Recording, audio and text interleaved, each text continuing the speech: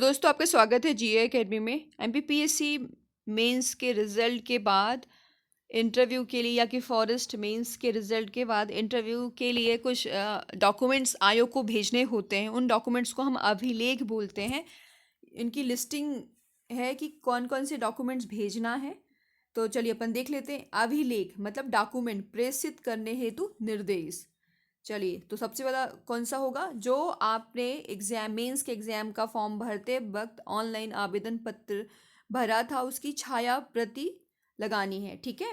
चलिए, सेकंड है अनुप्रमाणन फॉर्म, जिसकी 3 मूल प्रतियां लगानी है। मतलब जो इससे पहले वाला वीडियो बना दिया है, जिसे अनुप्रमाणन पत्र क्या कहलाता है, व्यक्तिगत विवरण फॉर्म क्या कहलाता है और कैसे डाउनलोड करना है, कैसे मिलेगा, ये सब मैंने वीडियो बना दिया है, आप देख सकते हैं। हाँ, अनुप्रमाण पत्र 3 मूल प्रतियां, मतलब उनको प्रिंट आउट निकलवाना है 3, उनको लिखना है और फिर जो है उसको मतलब रखना है सेट बनाने के लिए। ठीक है ना। चलिए, अपन थर्ड में कौन सा है?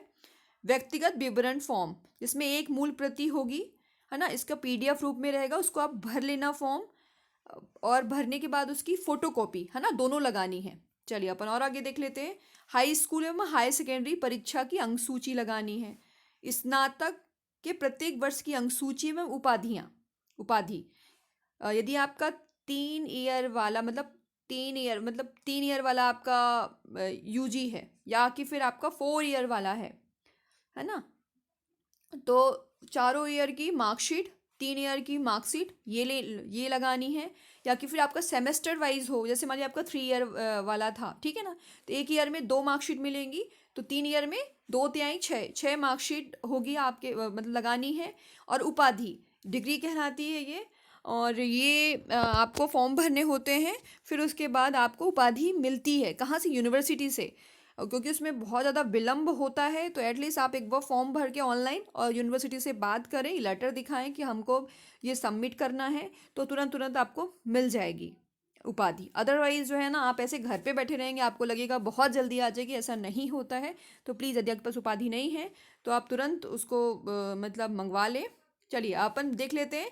मूल निवासी, स्थानीय निवासी प्रमाण पत्र, जो आपके पास डोमिसाइल है, जैसे उसमें प्रमाण पत्र में गोल सील होना चाहिए, जाबक क्रमांक होना चाहिए, दिनांक का उल्लेख होना चाहिए। तो इसका मतलब ये है कि यदि आपके उसमें प्रमाण पत्र में डोमिसाइल में गोल सील नहीं है, जाबक क्रमांक नहीं है, दिनांक नहीं है, तो वो डोमिसाइल सही नहीं होगा। इसलिए आप यदि नहीं है तो तुरंत जो है इसे अपडेट करवा लें। चलिए, अब 7वां देख लेते हैं। जो SC ST OBC से बिलोंग करते हैं, या EWS के लिए तो वो 1 ईयर का सर्टिफिकेट बनता है। उसमें जो है, जो भी चीज़ें अभी तो नहीं बन रही, कोई दिक्कत नहीं है, लेकिन हाँ, SC ST OBC वालों के लिए उसमें क्या होना चाहिए? प्रमाण पत्र में गोल सील, जाबक क्रमांक, है ना, जारी करने का एवं प्रकरण क्रमांक का स्पष्ट उल्लेख करना होगा। और यदि महिलाएं हैं, SC ST या OBC, है ना, तो उसमें विवाहित महिलाओं के लिए है केवल के मामलों में स्वयं के नाम के साथ साथ, मतलब अपना तो डोमिसाइल लगाना ही लगाना है, और फादर का डोमिसाइल भी लगाना होगा, जो महिलाएं मैरिड हैं, है ना। यदि नहीं है तो कोई दिक्कत नहीं है।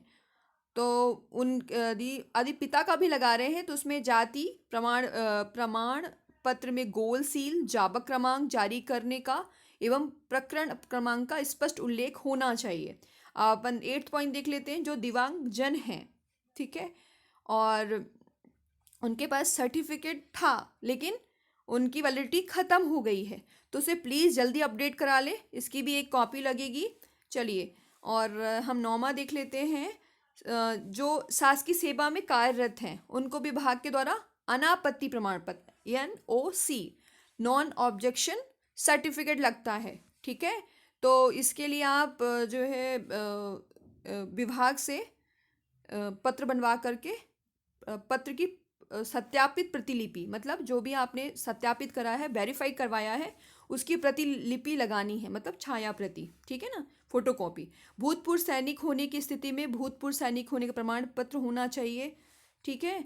और अन्य कोई प्रमाण पत्र जो कि आपने उसमें ऑनलाइन वाले फॉर्म में आपने लगाया हो तो उसकी छाया प्रति भी चाहिए। यदि आपने 31 जनवरी 2022 तक के बीच, क्योंकि 2019 का मेंस का रिजल्ट आया है और आपको इंटरव्यू के लिए फरवरी में शायद होने के चांसेस हैं इंटरव्यू, तो इससे पहले पहले आपको 31 2022 तक आपको सबमिट करना ही होगा, ठीक है। इसकी अंतिम तिथि यदि में नहीं आया, ठीक है ना, तो ये माना जाएगा कि उम्मीदवार जो है इसमें शामिल नहीं हो रहा है, ऐसा करके। चलिए अपन और देख लेते हैं कि क्या क्या चाहिए, मतलब क्या किस एड्रेस में भेजना है। ये देखिए, आवेदकों को निर्देशित किया जाता है कि वे अपने अभिलेख दिनांक 31 जनवरी 2022 तक निम्न पते पर भेजना है। प्रति लिखना है, सचिव लिखना है, फिर इसी क्रम में लिखना है ना। मध्य प्रदेश लोक सेवा आयोग, रेसिडेंसी एरिया और इंदौर मध्य प्रदेश, ये हो गया, ठीक है ना।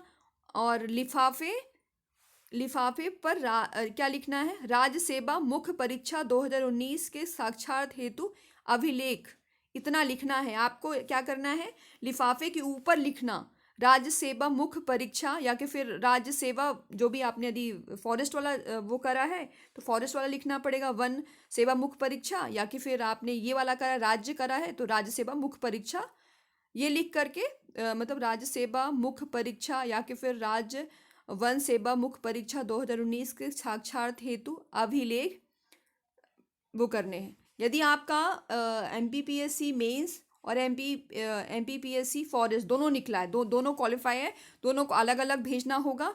और ये है एड्रेस, और ये लिफाफे के ऊपर लिख देना इतना, यहाँ से लेकर यहाँ तक, और जाके सबमिट कर। ये मैं चाहती हूँ कि आपको टाइम रहते ही चीज़ें सबमिट करनी होगी, है ना। And thank you.